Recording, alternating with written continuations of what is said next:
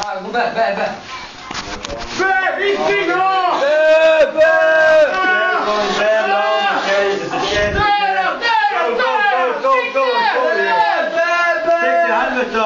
Men bort! Det kommer efter mig! Hjälp! Håll käften jävel, okej? Jag går bög. Jag kan inte dricka boll här. Jag står runt och spelar rätt och går vidare. Hålla borta!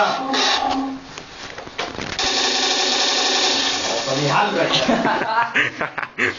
Ja, det är Lola. Det ringer. Där. Ja. Hallå. Ja, okej, men vi hörs. Vann hästkuk. Detta är back in the game. Det är bomber som lägger här. Jag dör vad satan! Skjut!